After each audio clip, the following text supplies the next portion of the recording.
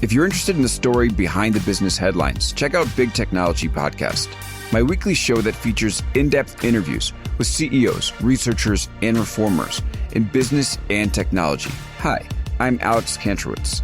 I'm a longtime journalist, CNBC contributor, and the host of the show. I empty my Rolodex every Wednesday to bring you awesome episodes, so go check out Big Technology Podcast. It's available on all podcast apps. Would love to have you as a listener. From LinkedIn News, I'm Jessie Hempel, host of the Hello Monday podcast. Start your week with the Hello Monday podcast. We'll navigate career pivots. We'll learn where happiness fits in. Listen to Hello Monday with me, Jessie Hempel, on the LinkedIn Podcast Network or wherever you get your podcasts. Hello, my friends, and welcome to another exciting episode of Negotiate Anything. Negotiate Anything is produced by the American Negotiation Institute, and with over 3 million downloads and listeners in over 180 countries, listeners just like you have made it the #1 negotiation podcast in the world. I'm Kwame Christian, and I'm the director of the American Negotiation Institute. We're growing, and I want to introduce you to our new team members and new trainers. This will give you new and diverse perspectives on negotiation and conflict resolution. And that's why Shane Martin, our head of sales and partnerships, is going to serve as co-host of the show from time to time. We're excited to continue to provide you with the best content that will help to make your difficult conversations easier, both at work and at home. Lastly, our team conducts negotiation and conflict resolution trainings in the United States and abroad. Our trainings will give you the practical skills you need to resolve conflict, negotiate, lead, and persuade with confidence. Click the link in the description below to learn more about how we can make your difficult conversations easier. Selena, thanks for joining us today. Thank you for having me. I admire you so much, and I'm excited to be here. Hey, it is our pleasure to have you, my friend. So how about you get us started by telling us a little bit about yourself and what you do? Yeah, well, I'm Selena Rezvani, and really it's my mission to help women in particular carve out paths to the top, to leadership, but to do it on their terms, to do it their way. A lot of that comes from my own learning as an author and an instructor, a LinkedIn learning instructor on this topic. But it also comes from my personal experience, being what I call a recovering good girl, often afraid to come out and ask for what I want. That was how I would describe myself a lot of my growing up. And so it's not just a professional mission, but it's also a personal mission to really help people find their power and their voice to get their needs met. This is great. Yeah, and you can tell the difference when somebody is doing this from an academic perspective and when somebody has that lived experience, they're highly skilled, and you have that passion behind it. So we appreciate that, and we want to amplify your voice as much as we can. And listen, Selena, you kind of glossed over your LinkedIn learning courses, but they are really good. So let the listeners know about how they can take advantage of that too. Yeah, so if you go on that LinkedIn Learning library, you'll see a number of courses that I teach around leadership development, from how to be your own fierce self-advocate to how to demonstrate executive presence, as well as courses on confidence, motivation, and developing great relationships at work. That's really important now, right? Because so many of us are doing it over Zoom or in a different way. So I'm excited. 180,000 plus learners have taken these courses, and we're not done yet. We're going to keep going. That is exciting. Kudos to you. And everybody, we are going to put links in the description to all of those courses and Selena's website, of course. And today we are going to talk about how to be a fierce self-advocate, which I love. This is great. And the three main topics we're going to talk about: first, gender differences in negotiating; next, moving from apprehension to action; and lastly, physicality and body language practices that build confidence. And I think one of the things that would be just an interesting place for us to start is talking about that operative word of fierce, because you could have just said how to advocate for yourself or be a self-advocate, but you put the word fierce in there, and I'm sure that was intentional. Can you tell us about that? Yeah, sure. I think for a lot of us, we would describe ourselves as fierce advocates for our clients, for our internal stakeholders and customers, for our VIPs, maybe even for those folks who we supervise and manage, right? We want to be fierce advocates for those folks. And so often, one of the messages I share with people is, you're already doing this. You're already doing this. My question to you is, what if you took that same ferocious self-advocacy, that same art of negotiation you're bringing to delighting clients, to those areas that benefit you, like your title, your performance rating, the juicy assignment that just came in and who's going to lead it, your pay, right? All these conversations. What if you brought that same great advocacy to those areas that benefit you? And what's exciting is when you start to think in a different way to bring that same fierce self-advocacy, you can do it even more often, negotiation, and even more strategically, right? You can really do it more strategically and think through, how can I be empathic to the other person's situation right now? How can I think about what's top of mind for them? How can I make this a win for both of us? That's great. And now let's talk about the psychology of that for a little bit. I'm a psychology nerd. I can't help myself here. Because I think when you think about it logically, okay, if I advocate for myself, if I ask for what I want, if I am able to make these requests, it makes it more likely for me to get it. I think everybody will get that. And they can see that they can advocate for other people, but there's a mental block that prevents them from advocating for themselves. How would you describe that mental block, and what would you suggest people can do to start to overcome that? Yeah, I think there are plenty of mental blocks. And one of the pieces of advice I share with people is, don't tell yourself no before they do, right? At least half of your success in negotiating well is that conversation you have between you and you, and when we try to negotiate, even if we're not successful, we're teaching other people something about our value.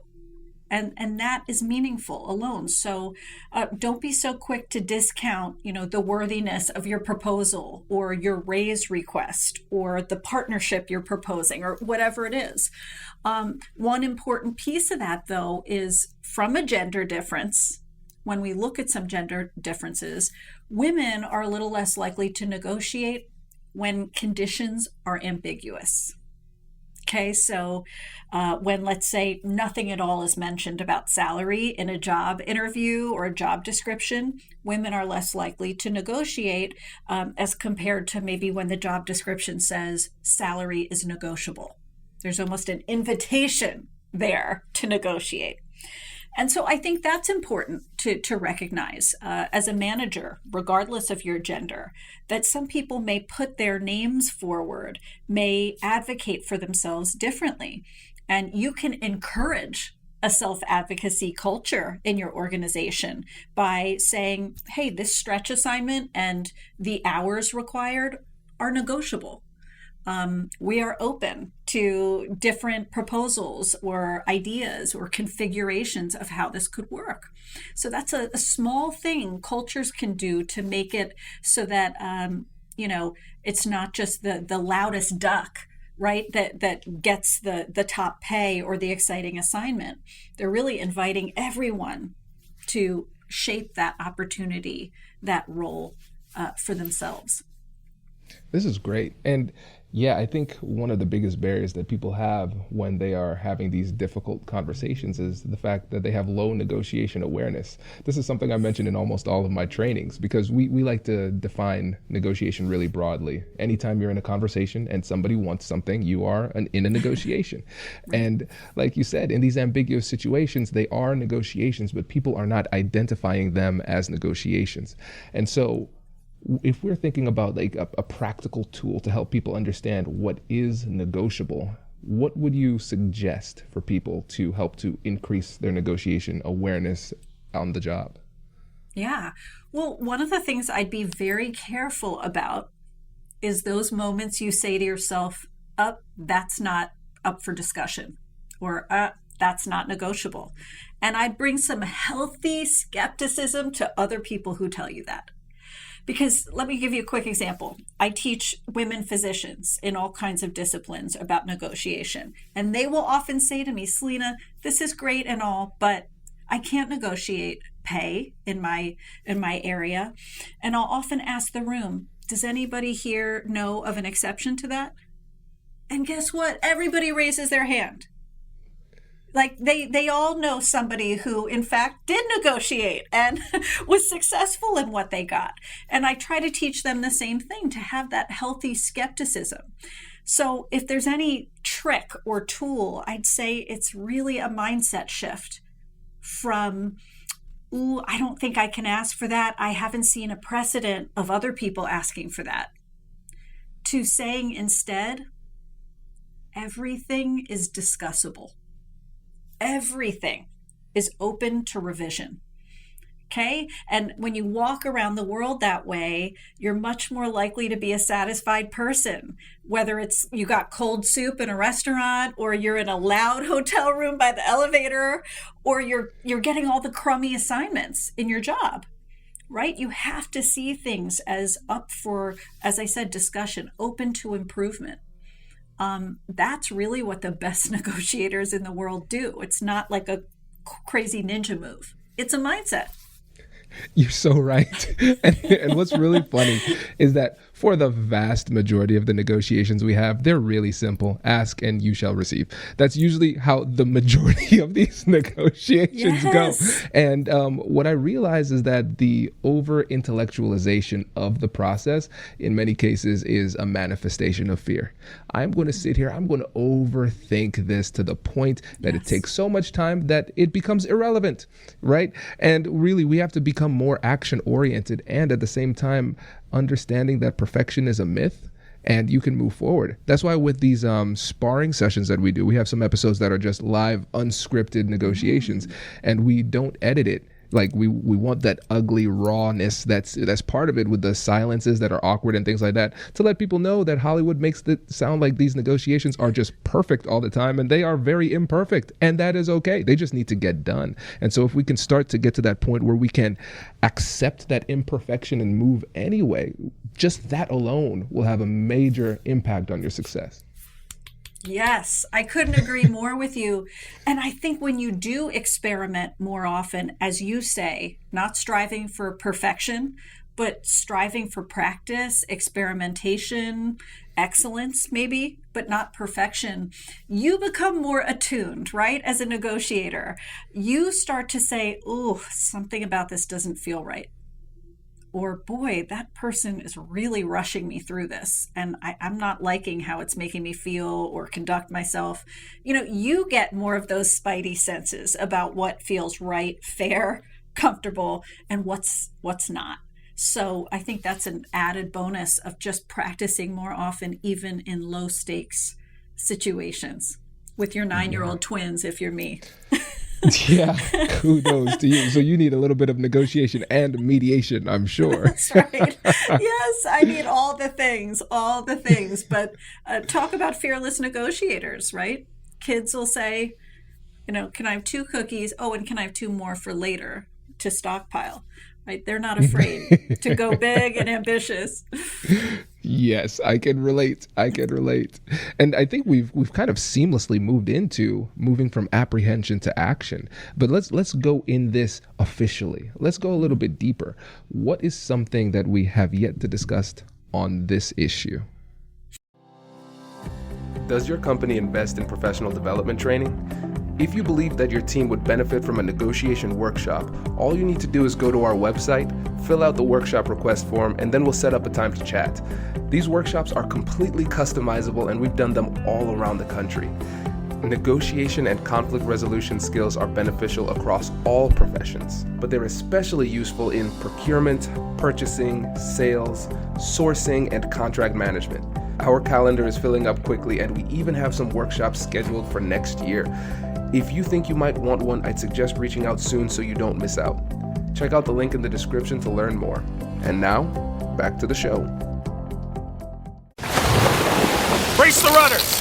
Raise the sails! Raise the sails! Captain, an unidentified ship is approaching. Over. Roger. Wait, is that an enterprise sales solution? Reach sales professionals, not professional sailors. With LinkedIn ads, you can target the right people by industry, job title, and more. We'll even give you a $100 credit on your next campaign. Get started today at linkedin.com/marketer. Terms and conditions apply. I would say it's really important when you think about your own apprehension. What is your worst fear? For so many people, it's that they're going to tell me no, or that they are going to look at me very differently after this in a negative way, right? Lots of people say, I'm afraid to look over entitled or over the top demanding, and that it could ruin the relationship somehow.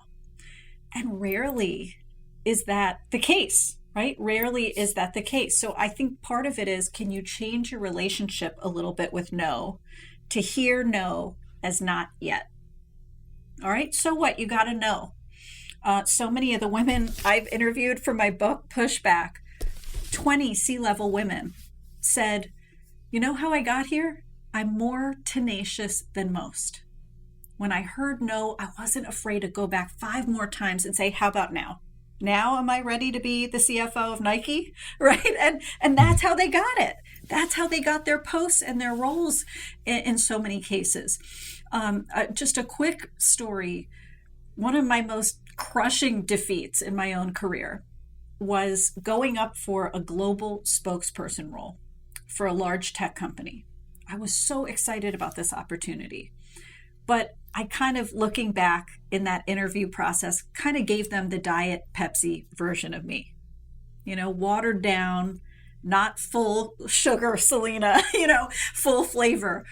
And it stung, right? It hurt when I got that rejection letter, a few days later. Thanks so much. Nice to meet you. Stay in touch, but we're going to go in another direction. About 2 weeks later, after licking my wounds for a while, I wrote back to them and I pitched them a different idea. And I said, I know that one didn't work, but how about this one? And you know what was crazy? Just like that, they said yes. And so one of the things I try to share with people is, can you make that no a yo? Right? In a perfect world, it's a yes. But how about a yo? How about a halfway yes? How about something a little different than what you pitched initially? How about a hybrid of what the two of you find high value and impactful, right? Some of this just requires us to be open when we hear a no, that it's not the end of the story. How can you go back and pitch an idea that's 45 degrees different, or maybe involve an additional party, or get some feedback and make your pitch better? But please don't see it as the end of the conversation, or even worse, end of the relationship. Exactly. Yeah, you're absolutely right. And a lot of people say that the negotiation doesn't start until one person says no. Like, that's just when things get interesting, right? Yeah, because that's right. That's part of the process. We're going to keep on going. And I love the fact that you described it as a story. And when you think about any story, think about this story. Let me tell you a story here. Okay, so the protagonist came to this problem, easily won the problem because they were just incredibly skilled above the rest. And then that's how the story ends. Is that a good story? No. No, Right. That's not a good story. No. Who would buy that story? Because what happens in a real story that is worth anything is that we have a protagonist. Everything was okay until hardship. Okay, failure, come back up, try again, use different angles. Hey, I reached success. And so what's really interesting is that we can appreciate that story in other people, but when it comes to ourselves, once we reach that resistance, we think something's wrong, when that's just a natural part of the process. That's how it is in life, and that's how it is in these difficult conversations too. I love that point. And, you make me think about something which I think a mistake we can sometimes make. I know I've made this in my career, is keeping quiet, keeping to yourself after a no or what feels like a failed negotiation. And I often tell people, like, no self-advocate who's good is an island. Right? You really want to tap your network, because so often they're going to say to you, oh, you got a no to that? That was totally normal. I got 3 of those before I got yes to more budget or whatever it is, right? And I think we deny ourselves that normalizing or that context or some benchmarks we can compare ourselves to when we do keep quiet and we don't use those sounding boards around us, those friends and contacts who are really willing and open to give their feedback so much of the time. So use them. Absolutely. Absolutely. And now let's wrap up with body language practices that build confidence. Because a lot of times when we're thinking about body language, we're just thinking about how I can analyze it in others to make better reads. And that's important. But you're taking a different angle. So what do you mean by body language practices that build confidence? Yeah, well, I struggled with this a lot. In my first career, I was a management consultant advising senior leadership teams who looked the opposite of me in every way. I'm 5'2", I have brown skin. I was in my 20s at the time, right? The teams I was trying to influence were the opposite of me. And I got good at giving them that diluted version of me, and of course, nobody won. They didn't get my best ideas or anything memorable. And I didn't have the satisfaction of being me fully, being authentic. And I started to change that. And it was amazing how even changing it in my body, my mind, my ideas followed. Here I was delivering authentic messages, questions, ideas in a different way as well. So I'm talking about a few different things. I'm talking about using expansive gestures to build your confidence, like things like getting your arms away from your rib cage. For example, sometimes we do that and we constrict when we're nervous, but even if we look kind of across the animal kingdom, we see animals get bigger, right? When they want to be noticed or in cases sometimes where they want to dominate. And it's no different for you. You want to take up space. You want to claim your whole chair. You want to be conspicuous, right? You don't want to be in that position where you're kind of perched on the edge in a schoolboy or schoolgirl kind of pose. But you really want to claim your full seat. Another thing I like to do is I even use a mantra to help me with my body language, which is I 400% belong here. In this board meeting, in this interview, in this high stakes partnership deal, I 400% belong here. Sometimes hearing that message, your body will follow, right? I have another tip I love to share with people, and it's especially important for women. And I say that because we as women get a lot of social cues and conditioning that it's important to reassure other people. But Kwame, what if you just got the world's crummiest raise on earth, right? And you don't want to reassure with your face. You don't want to smile and say, oh, okay, thank you, and nod your head. You can use what I call resting neutral face, RNF, I call it. And it's more of a poker face.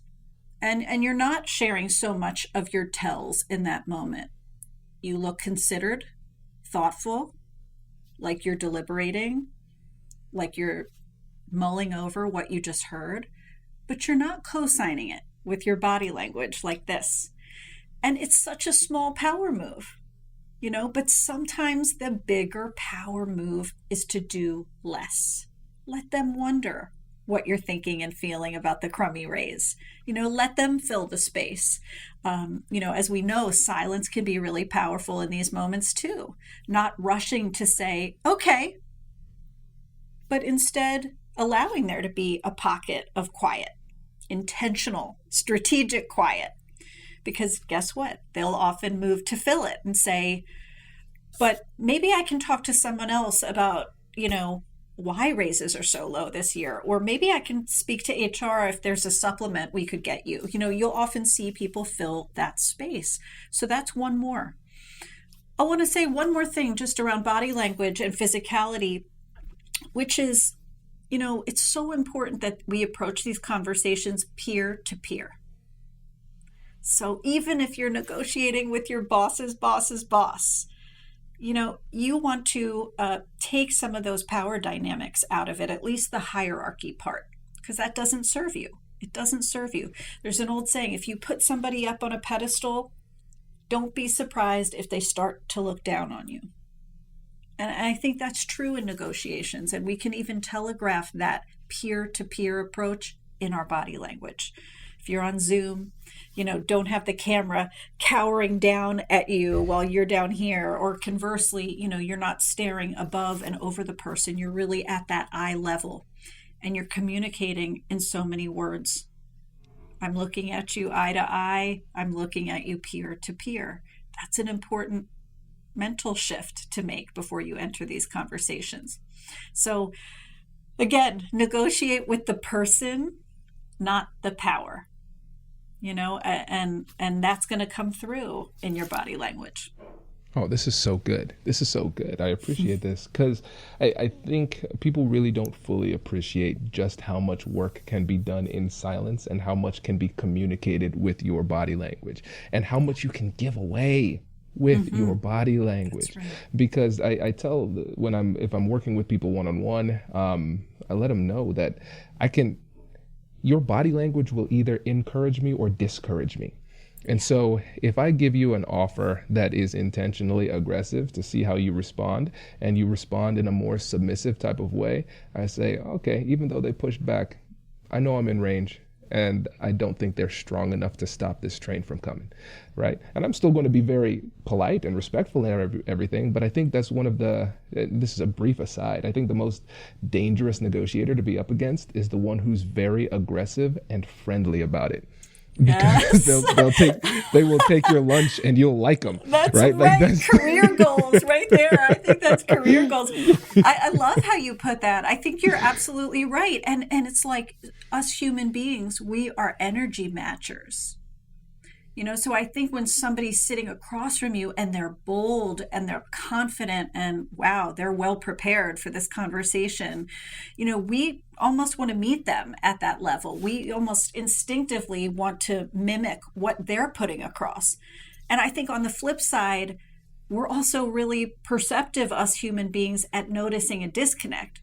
So if you have a beautiful, well thought out proposal, but you're acting really nervous about it and diverting your eyes, like we are going to notice that disconnect between your strong verbal message and your body. So I tell people sometimes, look, there's no such thing as perfect body language necessarily. It's not a checklist of 10 things you have to do, but you really want to make sure it's aligned, that your wonderful words aren't being minimized, contradicted by your body. Your body's echoing that smart message. 100%.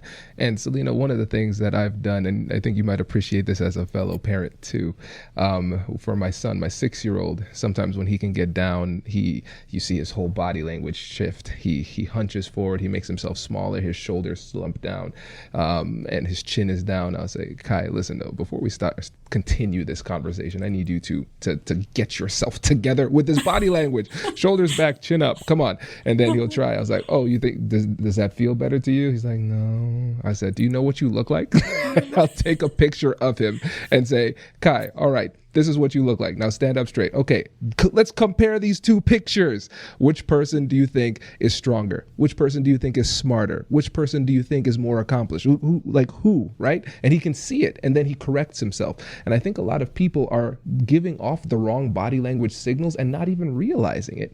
And so one of the things that can help is if you can practice while being recorded to see how you respond. That's really important. And when I work with people, I don't do this as much as I would like to. I just don't have the time. We're doing more trainings and consulting type of things. But when I do have the opportunity to work with people one-on-one and we're going through these mock negotiations, it's not just recognizing what the body language is at baseline. That's really not usually the issue.